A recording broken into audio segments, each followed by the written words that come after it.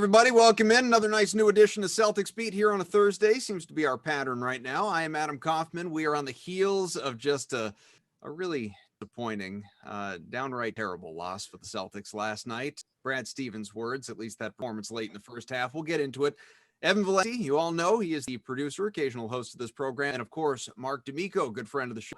Works for the Celtics, but don't worry, he is a man free to speak his mind. You see on Twitter all the time. How are you, buddy? I'm well. Thanks for having me on again. Yeah, of course. Absolutely. So let's, just talk about what we've seen here of late. Boston's out to a 7 start, which is by no means bad. It's middle of the pack or toward the upper, half of the Eastern Conference at this moment. It's not like anyone's worried about Boston going to the playoffs or anything like that. But, there is a little bit of mixing and matching going on, just trying to figure things out here 17 games into the season. There were COVID concerns, obviously, that lasted for multiple weeks and multiple postponements. And Tatum only recently back from that, looks no worse for the wear. He looks pretty. In fact, there are injuries. Peyton Pritchard, who I, courtesy of Evan, happened to discover that I share a birthday, so that's exciting. Happy birthday to Pritchard. He is happy birthday, Adam Kaufman. Come on. Very much. I know. Could you call Pritchard and get him available on the show for us? I already did. He said that he was busy, though. He had a birthday party. I get it. Totally makes sense. Not that he has anywhere to go, but he is recovering from an injury. And, last night we finally, despite the defensive woes, we got our first look at, Boston as healthy as it's been all year, at least that three-headed monster of Tatum, of Brown, of Kemba all on the floor together. And of course, he had Smart and a whole bunch of other important players as well. But how do you feel this is shaping up here early? It doesn't feel like it's great when you have to have your stars asked after the game. So you guys going to get it together, or is this a sign of things to come? Well, I'm the kind of guy who likes to take a step back and take a deep breath. And this isn't like marketing Mark here. This isn't Celtics Mark talking here. This is just, if this was any team in the league, I'd say the exact same thing. If you look around the league, there aren't a lot of teams that are really running away in the standings, right? There's maybe 3 or 4 teams that are really playing great basketball right now. You look at the Eastern Conference, the Celtics were just in second place a couple days ago. They were just in first place less than a week ago. It's not like the team has been struggling all season long. So I am and as you just talked about injuries, you've had guys missing all season. Last night was the first time that they've actually had their starting 5 together. So I'm not all too worried. Now, if this continues as they stay healthy and they don't win at a higher clip over, the next 4 to 8 weeks, then there's a problem. Then you've got something to talk about. But right now, it's way too early for me to get caught up in this. I actually was very encouraged at how that group played at the start of the game last night. It didn't seem like they were, before the game, Scal and Mike Gorman were talking about they didn't want to see them like force the issue in terms of passing. They didn't want to overpass and say like, oh, I'm unselfish, you take the shot. Oh, no, wait, I'm unselfish too. No, you take the shot. That's happened in the past. That happened last season when you had Hayward in the lineup as well. I didn't see that. I saw the flow of the offense actually operating at a pretty high level. Defensively is a different story.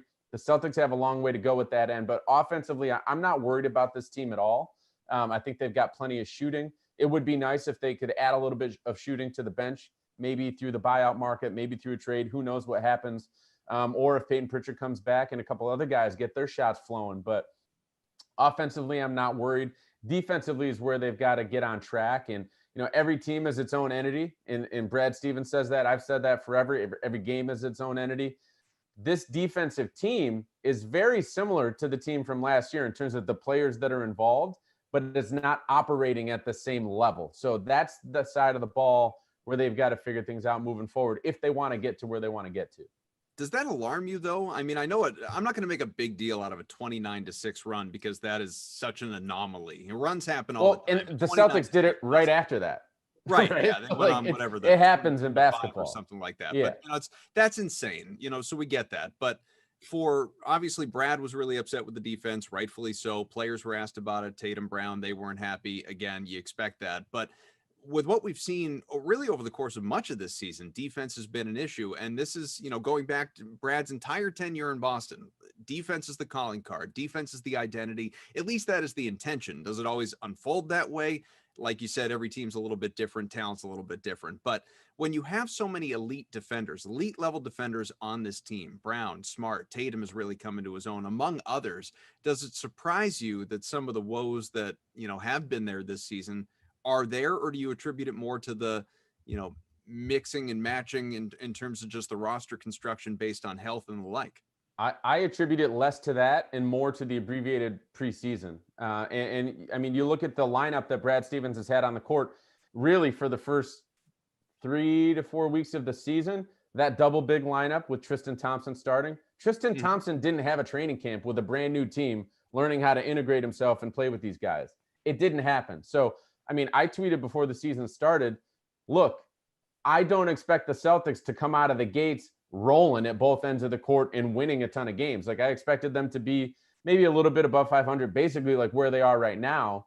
And that's what's happened, right? Like when they were 8-4, I tweeted it again. And I was like, I'm surprised that the Celtics are where they are because they've been behind the 8 ball and working a new player who is integral to the defense and Tristan Thompson into the lineup. Marcus Smart's working into the starting lineup. He started about half his games last year, a little bit more than that. But this is a new team.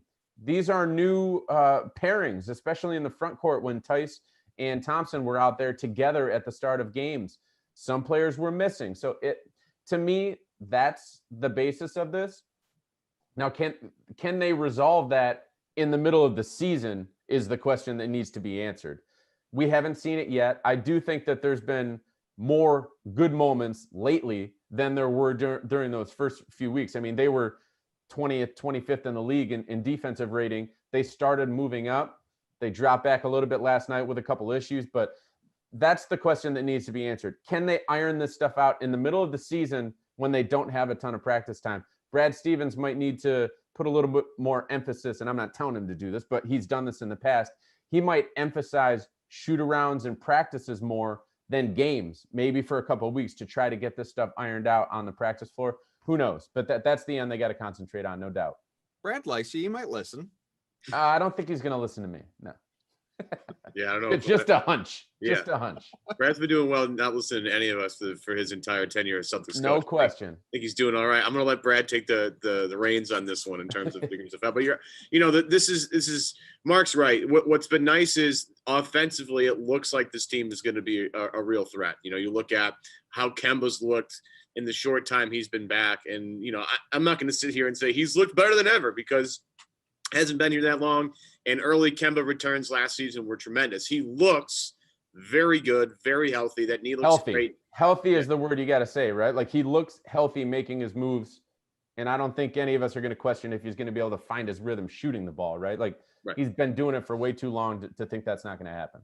Yeah. And what's the bigger issue, and it's not really an issue, it's just, again, ironing things out, kind of getting back to this theme of ironing things out. Defensively, they need a lot of work, and we all know that. But also offensively, they're doing pretty well on the offensive side of the ball, even though guys are sort of in different roles this year. And I've kind of made this point for the past month about how, the way this team is now offensively structured is new to everybody, right? Jaylen has ascended to this whole new status of like, is he a 1A? Is he a 1B? Like, but he's a 1 something or a high end 2 in terms of the pecking order in your offense. Yeah, right now he's all NBA.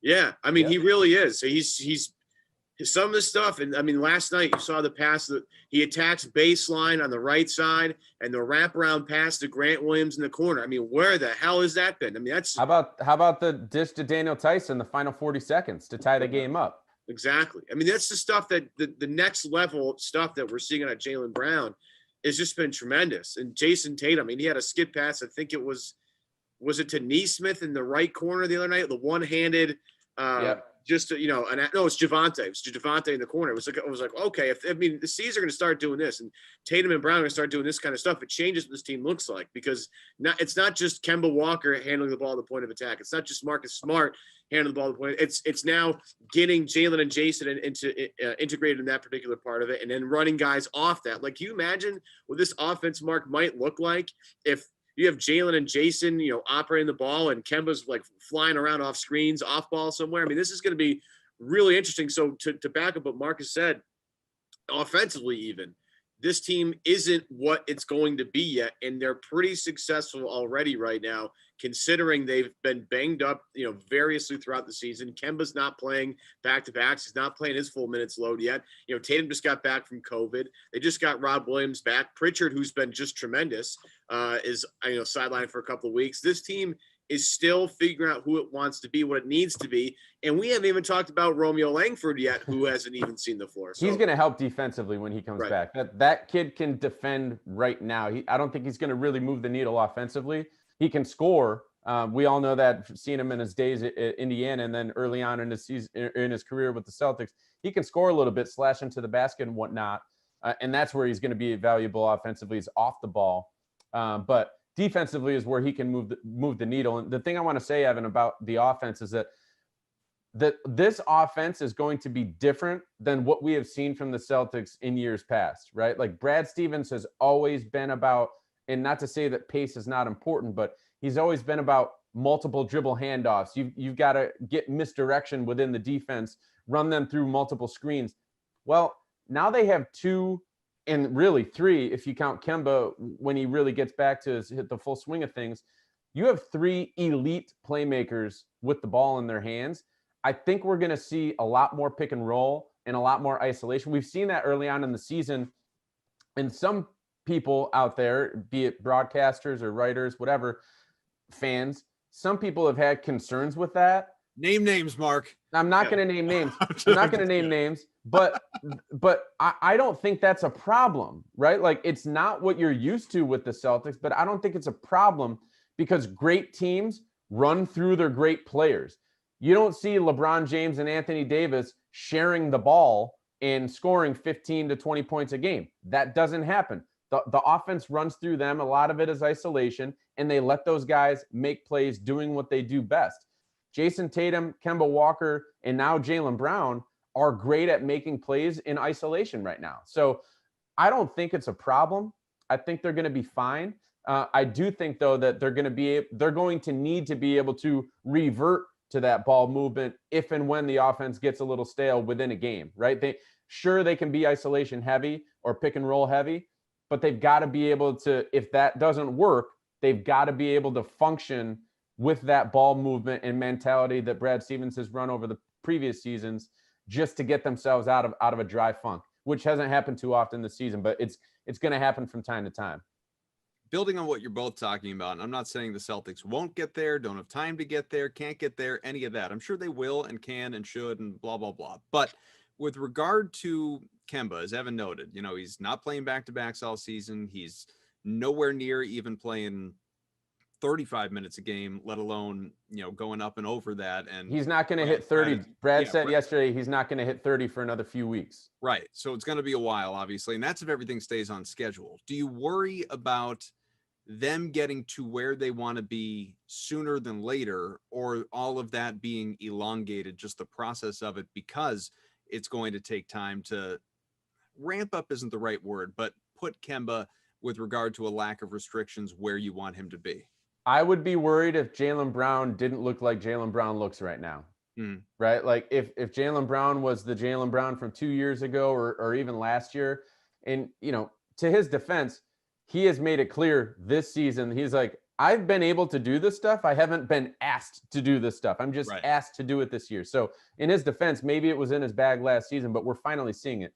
If he was playing with the same, the same type of play on a nightly basis as last season, I would have some concerns, because you need to have that second and third banana. And if Kemba wasn't going to be there until, let's say, April or something along those lines, late March, whatever, then you've got a problem. But I don't really see it as an issue. I think he's going to hover around 30 minutes, and that's not too far off of what he probably would average anyway. He would probably average 32, maybe 33. So if he's at 28 or 29, maybe 30 on a nightly basis, It's not that big of a deal, right? That's not that big of a difference. Now, if the Celtics go into an overtime or double overtime game, he's already used up. Okay, then you've got to ride Jaylen and Jayson to the final buzzer. But I don't think it's that big of a problem. Again, defense is what they need to figure out. Kemba Walker is not a defensive cog for them, right? So he's an offensive guy. They've got to figure out the defense and most importantly, the interior of that defense. And that is going to rely heavily upon the big guys, Tice, Thompson, and Rob Williams. With Jaylen. And Grant Williams. With Jaylen, and I'm paraphrasing, well, maybe I'm quoting it directly, but I don't remember. So I'm paraphrasing something that our guy, Jared Weiss, another friend of the program, tweeted out the other day, which I just thought was kind of funny and also true, which was, boy, Jaylen Brown has been shooting unsustainably well for a sustainable amount of time. He is now at this point in time, as we sit here, 52% from the field, 44% from 3-point range, and 77% from the free throw line, which should not be ignored with regard to Jaylen Brown, and obviously where he was once upon a time. He's shooting very well. Going off of what you were just saying with, him saying that this has always, been something he could do but wasn't asked to do. I think it's interesting, especially listening to some of these post-game Zoom conferences, because anyone can dial into these, people that wouldn't ordinarily be at games. Case in point, last night you had Rachel Nichols, who of course prominent NBA reporter, host, who was in this post-game Zoom and asking Jaylen about these very things. Why basically did we not see this last year? And he sort of said what you just said, although while respectfully, he's gotten, because he's been asked about this now multiple times in recent weeks. He's just because of how well he's playing, and he's gotten a little defensive about it, which you can understand because, now it went from almost seeming like a compliment to now he's sort of offended by it that, were you guys not taking me seriously? I mean, what is happening right now?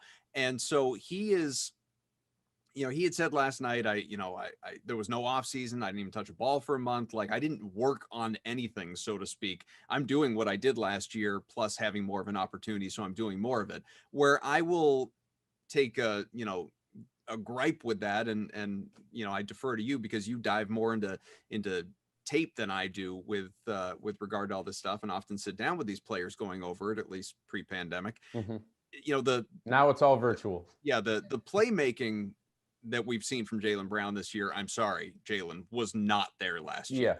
That was not there. And I don't want to, it would be crass for me to say the ability wasn't there because that just seems ridiculous. But, it's one thing to be shooting better and more efficiently on more attempts per game and having a larger role in the offense. That's different than playmaking.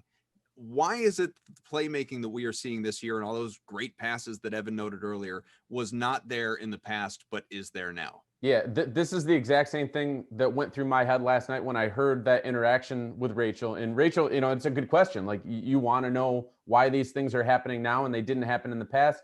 From Jaylen's perspective, it's because he wasn't asked to do those things. When I'm watching the games, I totally respect what he says. And I'm sure that maybe if he was in this role last year, maybe we would have seen this earlier. But that doesn't mean that he hasn't improved. Mm-hmm. Jaylen Brown has gotten better at playmaking. He is seeing the floor better. The game is slowing down for him. There's no question about that. And that happens for every player as they get older and go year by year by year into their career, right? Like, he's another year in. Yes, there was no off season. Yes, they were just playing in September. But that doesn't mean that when the next season starts, visually, you are not seeing the game at a higher level. And that, to me, is what's happening with Jaylen. He's just seeing things that he wasn't seeing in the past, or he's seeing them just a little bit earlier to be able to make those plays for other guys and not force shots and be able to take the right angle to finish, or be able to make that one extra dribble to be able to set up the teammate for the dish. These are the little things that are a part of his progression this season that, again, yes, as you said, the ability was there in the past, but we didn't see it all the time. And so that's what I think is he's just seeing the game at a higher level. He's thinking the game at a higher level, and the game is slowing down for him because he's getting used to, and he is used to at this point, based upon the way he's playing, having the ball in his hands the amount that it is. Yeah, it's all about role, right? And it's about, Hayward leaves and vacates this role. They didn't need Jaylen to do those things last year because they already had too many guys, it's like too many cooks sort of thing. You have too many guys trying to handle the basketball. Nobody gets in real rhythm here. I mean, Gordon Hayward last year was tremendous at being a facilitator, still is. But when he leaves the team, there's an opportunity for someone to step up. And obviously Jaylen has taken that by the reins, but Mark's absolutely right. It's about him being comfortable on the floor. And he doesn't look like he's in a rush anymore to get to things and to see things and to process things. It's more about, and the one thing I like about Jaylen is how he hunts for his spots on the floor. He knows where he's most comfortable. He's obviously super comfortable as a mid-range jump shooter right now because he's owning that particular portion of the court. And what's happening? He's the league leader right now. Yeah, of all players. All players that are taking at least 2 shots in the mid-range per game, he's far and away the leader in field goal percentage right now. And what's happening is he gets into the paint and gets to where he needs to be. He's noticing and reacting to what the defense does to him. He commands more attention now. And what that allows is for other people to get open just for a split second. And Jaylen, give him credit, instead of forcing it up and trying to score all the time, he's just taking what the defense is giving him and finding guys that are open and credit guys that are knocking down shots. I mean, I thought it was ridiculous. A friend of mine had told me earlier in the year that Jaylen's going to average 5 assists this year. And I was like, that's hysterical. Like, I don't know. Jaylen's never going to average 5 assists this year. Well, every game he gets pretty darn close. He's in that 3-4. If he had 5 assists last night against San Antonio, I mean, he's right there. And it's just about him being comfortable and in seeing everything that he needs to see and reacting to what the defense does. He's not forcing anything. He happens to be a good shooter. He happens to know how to get guys in position and take advantage of them. And he's just making the most of his opportunities right now. And it's tremendous because, between him and, Jayson, Jaylen's a guy that tends to make his, leap in the offseason, so to speak. And Tatum is a guy usually that makes it while the season's happening. And what you're seeing here is, with Jaylen is a guy who has put in serious work every offseason. And we all jokingly kind of, attribute it to his grandfather, who has, obviously done some work with him in terms of conditioning, and the boxing workouts that we saw with him were just tremendous. But, it's a credit to Jaylen taking his, responsibility seriously, like diving into tape, working on dribbling. You go back to his rookie year, he was a mess with either hand. Now he's confident with both hands. He's just, whatever he's weak at, he takes some time to address it. And the one thing that you can say about him is, that whatever off time that he has or whatever downtime, and this was something that people criticized him for when he was first drafted. Like, does he really love basketball? Is he too smart for his own good? Well, here we are in year 5 here. We all know exactly what Jaylen Brown's priorities are. And basketball is very, very, very, very high on the list. And the Celtics are very fortunate, as we've all said throughout this entire, podcast so far, that he has taken the leap that he has, because without it, they're in serious trouble, because, they don't have, a 25, 26 per game score. I mean, that's, to have that plus the playmaking opportunities is ridiculous. Plus, he's a good defender. I mean, we all get mad at him for some things, but he's also a really good on-ball defender. So, Jaylen is deserving of all the praise. Here's the crazy thing about Jaylen is that, last year you saw in the middle, you referenced it with Jayson Tatum, in the middle of the season, when teams started trapping him and triple teaming him and whatnot, he started to learn what to do in those situations. This first month of the season is the first time Jaylen Brown has ever been put in this role in the NBA, and he's already playing at this level. He's only going to get better. As he continues to play in these situations, teams continue to send a double team at him or a trap, whatever it may be. Brad Stevens always says, they've thrown the whole the kitchen sink at him in terms of Tatum, in terms of everything you could do to defend him has been done. So he's seen it and he recognizes it. Jaylen Brown is going to get to that point this season, and then he's going to get even better because he's going to learn about what to do in those different situations. So it's crazy to me that he is where he is right now, averaging 27 points and about 4 assists per game, shooting the way that he's shooting, making plays for others. And this is really the first month that he's ever been in this role. He's only going to get better. And that's a scary, scary thing to think about. He might not shoot at this level, but in terms of the way that he's reading the defense and whatnot, it's only going to get better going forward. Tatum and Brown, as you guys well know, but for anyone that doesn't, there's a lot of conversation surrounding the All-Star game in the NBA right now. And one, whether all-stars are going to be named. It seems like that is an inevitability, which, by the way, it should. Of course, these guys deserve that recognition. There's a debate as to whether it's going to be deemed safe enough to play the game, play an exhibition, which to me is irresponsible on the part of the NBA if they actually played this game. I think it's ridiculous. I think you're asking for a COVID outbreak, not just in one locker room, but several. But to recognize all-stars, which Tatum and Brown surely both will be and deserve to be, I'm all for that. Here's my question for you, Mark. Somebody posed this to me the other day. I hadn't really thought about it, but I liked the question. I thought it's a good one to bring to this show. He said, where would you rank Brown and Tatum in terms of NBA duos if you are starting a franchise tomorrow? And for me, they might be number one. They really, even without any bias, they might be number one. Here's why.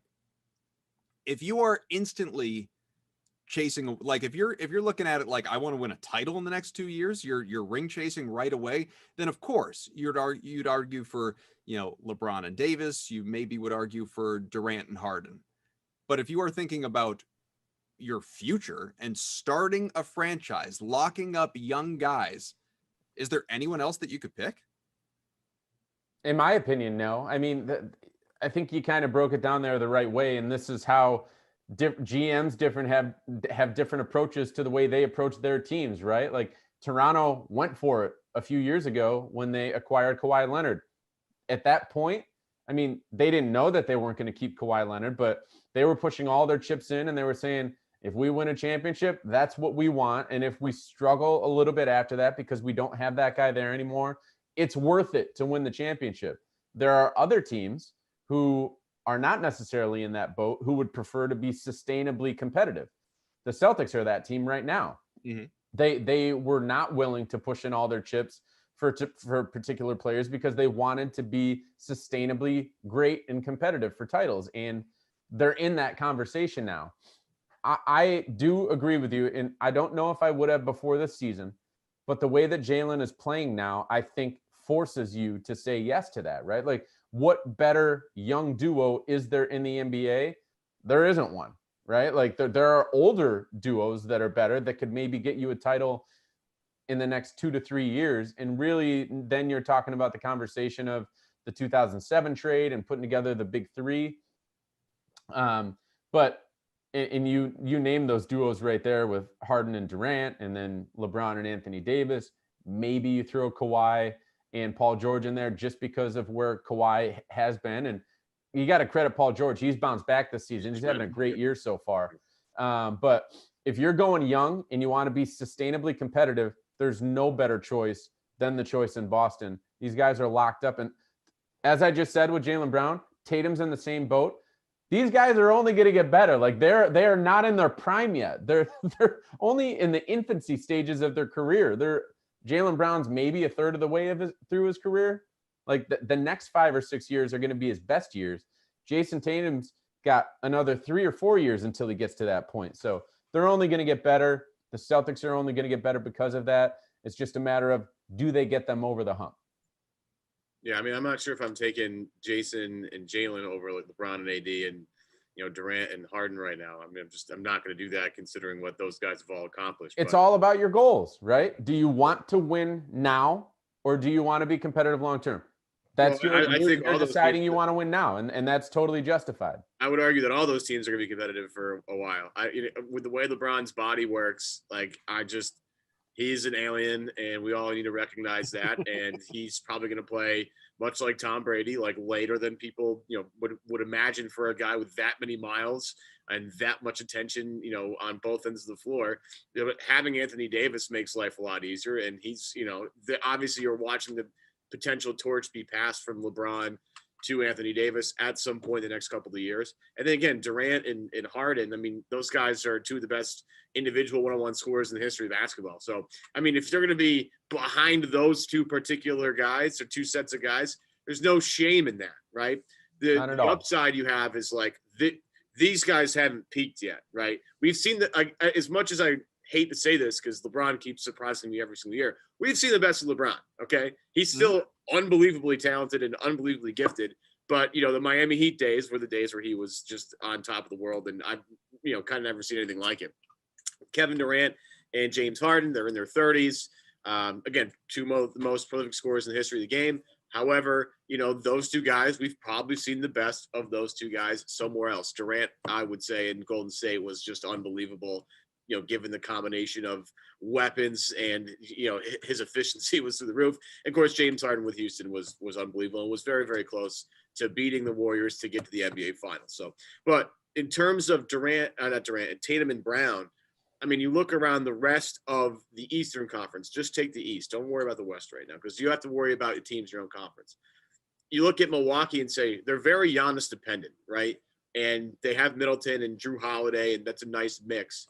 But, they're very reliant on Giannis, whose ability to shoot a jump shot hasn't changed in the past couple of years. Speaking of jump shots not changing in the past couple of years, let's go to Philadelphia and talk about how Ben Simmons, same draft class as Jaylen Brown, still can't shoot, right? Mm-hmm. So you have the two particular favorites ahead of Boston. They have obvious problems and obvious weaknesses. The one thing that you can say about the Celtics and these two guys is they address what they're bad at. And again, they're not my favorite duo in the league. And as much as I want to be a Celtics homer, they're not my favorite duo in the league in terms of like trying to win championships. However, if those two are your main guys, what you're seeing is, can they contend for a title the next 5 years?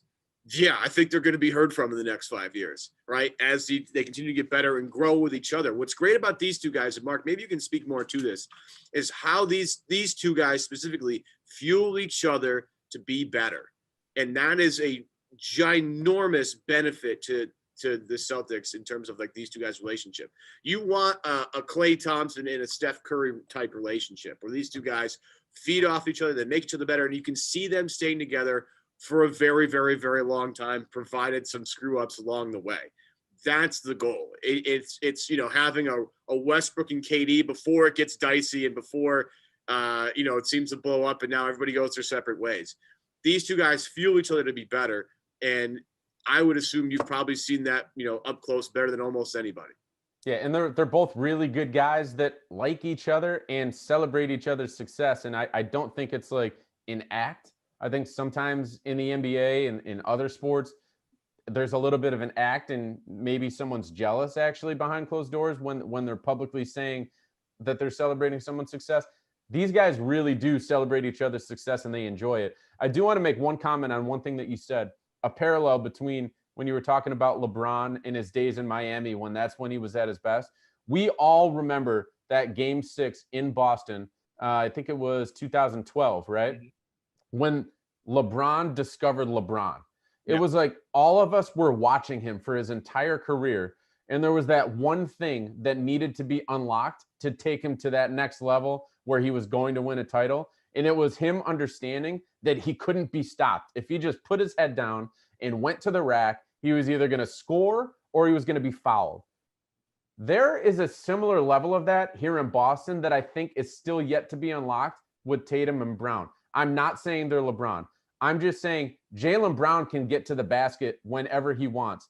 Jayson Tatum, he's so shifty in the way that he gets his shots off. And you can see sometimes when he gets around the basket, he's not quite as strong with his finishes as he would like. He wants to really finish around people rather than creating the contact. I think that those guys just have that one last thing that need to be unlocked offensively, and they're going to shoot through the roof because neither of them are taking 6, 7, 8, 9, 10 free throws a game. They're hovering around 3, 4, maybe 5 on a good stretch. Mm-hmm. They need to get up toward 10, push 10, and that's going to launch them into a different stratosphere. And that, Evan, is when that duo is going to be at the forefront of the league now. Not just talking about long-term sustainability, talking about now. They're not there yet, but I think that's going to happen in the next, it could happen at some point this year. I definitely think it's going to happen at some point in the next couple years. Remember, Celtics, they don't play again until Saturday, so they get some time to lick their wounds after what happened in San Antonio. And then LeBron and AD, fittingly enough to this conversation, are coming to town. They'll probably both be questionable for that game, but don't worry, they'll play. It's primetime Saturday evening. And then at Golden State on Tuesday, at Sacramento Wednesday. We'll probably come on back with you before that road trip continues. But before we let you go, Mark, and end this show, this is a very important road trip, crucial road trip that is coming here on the way for the Celtics. What do you got? 5 games that are on the way between next Tuesday to the following Tuesday. So, some tough opponents in there, the Warriors, the Clippers as well. The Jazz have been terrific. And, the Suns, we've seen what Devin Booker's capable of, and Sacramento has some good young talent as well. And also, Kyle Draper. Yeah, no easy games, especially when Kyle Draper is involved. But no, the thing that stands out to me about this stretch is the travel.